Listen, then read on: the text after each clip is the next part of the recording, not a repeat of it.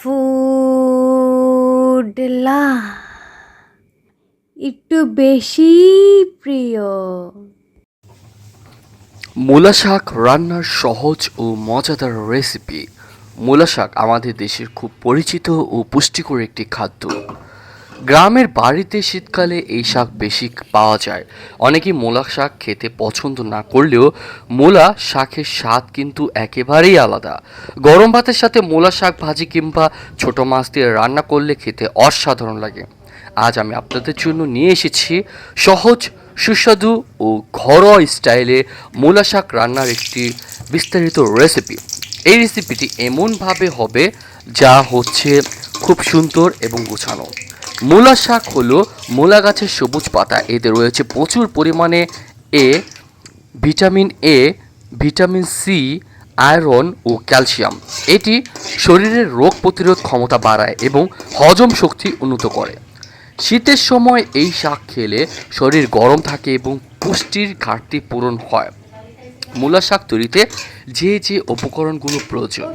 মূলা শাক রান্না করতে মূলা শাকের আটি 2টি, আলু নিতে হবে একটি মাঝারি সাইজের, পেঁয়াজ কুচি নিতে হবে 1 কাপ, কাঁচামরিচ নিতে হবে 4 থেকে 5টি, রসুন কুচি হবে 1 টেবিল চামচ, শুকনা মরিচ 2 টেবিল চামচ, হলুদ গুঁড়া আধা চা চামচ, লবণ স্বাদ মতো, সরিষার তেল 3 টেবিল চামচ, চিংড়ি মাছ বা ছোট মাছ ইচ্ছা মতো, পানি পরিমাণ মতো। মূলা শাক পরিষ্কার করার নিয়ম: প্রথমে মূলা শাক ভালোভাবে বেছে নিতে হবে। হলুদ বা পচা শাক ফেলে দিন। এরপর ডাঁটা ও পাতা আলাদা করে কয়েকবার পানিতে ধুয়ে নিন, কারণ শাকে অনেক সময় মাটি বা বালু থাকে। এরপর শাক ছোট ছোট করে কেটে নিন। আলু ছোট কিউব করে কেটে ধুয়ে রাখুন।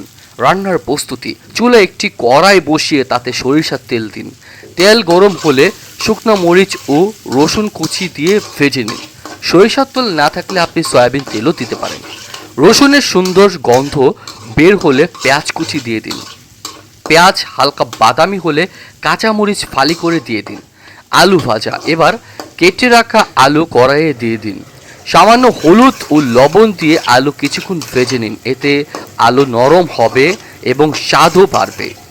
মূলা শাক দেওয়া: এখন কেটে রাখা মূলা শাক কড়াইয়ে দিয়ে দিন। প্রথমে মনে হবে শাক বেশি হয়েছে, কিন্তু রান্না হতে হতে শাক কমে যাবে। শাক দিয়ে ভালোভাবে নেড়ে মিশিয়ে নিন। এরপর ঢাকনা দিয়ে 5 মিনিট রান্না করুন। মাছ দিয়ে রান্না: আপনি চাইলে ছোট চিংড়ি মাছ বা ছোট মাছ দিয়ে রান্না করতে পারেন।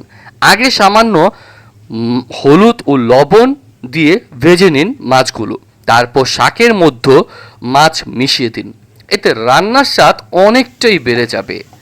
মশলার ব্যবহার: মূলা শাকে বেশি মশলা লাগে না, কম মশলা এর আসল স্বাদ পাওয়া যায়। তাই শুধু লবণ, হলুদ ও কাঁচামরিচ ব্যবহার করলেই স্বাদ পাওয়া যাবে। তবে চাইলে সামান্য জিরা বাটা বা মরিচ গুঁড়ো ব্যবহার করতে পারেন। শাক নরম হয়ে গেলে ঢাকনা খুলে দিন এবং নেড়ে নিন। যদি পানি বেশি থাকে তাহলে কিছুক্ষণ জাল দিয়ে শুকিয়ে নিন।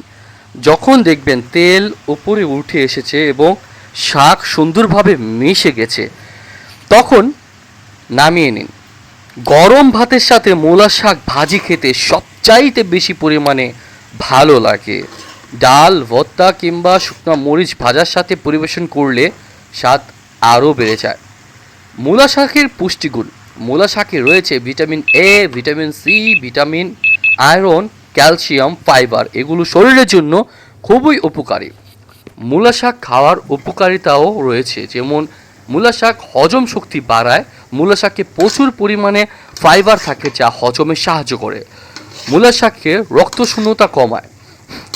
আয়রন থাকার কারণে রক্তশূন্যতা দূর করতে সাহায্য করে। রোগ প্রতিরোধ ক্ষমতা বাড়ায়। ভিটামিন সি শরীরের রোগ প্রতিরোধ ক্ষমতা বৃদ্ধি করে, ত্বক ভালো রাখে। ভিটামিন এ ত্বক সুন্দর রাখতে সাহায্য করে। আসসালামু আলাইকুম বন্ধুরা, আজ আমি আপনাদের সাথে খুব সহজ এবং মজার মূলা শাক রান্নার রেসিপিটি শেয়ার করলাম। শীতের এই গরমে গরম ভাতের সাথে মূলা শাক হলে খাওয়ার মজাই আলাদা। এরপর একের পর এক উপকরণ দিয়ে আমি আপনাদেরকে ভিডিও করে দেখানোর চেষ্টা করলাম। গ্রাম বাংলায় শীতের সকালে তাজা মূলা শাক তুলে রান্না করার একটি আলাদা আনন্দ আছে। খেজুরের রস, গরম ভাত আর মূলা শাক, এই খাবারগুলো আমাদের গ্রামের কিন্তু একটি ঐতিহ্যবাহী বহন করে। অনেক সময় মাটির চুলায় এই শাক রান্না করা হয়, যার স্বাদ আরও বেশি মজাদার হয়। বর্তমানে অনেকেই ফাস্টফুড খেতে পছন্দ করেন, কিন্তু ঘরের তৈরি শাকসবজি শরীরের জন্য অনেক ভালো। মূলা শাক খুব কম খরচে সহজেই রান্না করা যায় এবং এটি পুরো পরিবারের জন্য স্বাস্থ্যকর খাবার। মূলা শাক একটি সহজ, পুষ্টিকর ও সুস্বাদু খাবার। খুব অল্প সময়ে কম উপকরণ দিয়ে এই রান্না করা যায়। গরম ভাতের সাথে এই স্বাদ সত্যি অসাধারণ লাগে। চাইলে আপনি চিংড়ি মাছ কিংবা অন্যান্য ছোট মাছ দিয়ে রান্না করতে পারেন। আশা করি আজকের এই বিস্তারিত রেসিপিটি আপনাদের অনেক ভালো লেগেছে। বাসায় রান্না করে পরিবেশন করে সবাইকে খাওয়ান এবং শীতের এই সুস্বাদু শাকের স্বাদ উপভোগ করুন ঠান্ডা ঠান্ডা পরিবেশে। আজ এ পর্যন্ত। শীতকাল হোক কিংবা গরমকাল, যে কোনো কালই হোক, আপনি মূলা শাকটা সবসময় রাখার চেষ্টা করবেন। দেখা হবে নতুন কোনো পর্বে। সেই পর্যন্ত সবাই ভালো থাকবেন, সুস্থ থাকবেন। আল্লাহ হাফেজ।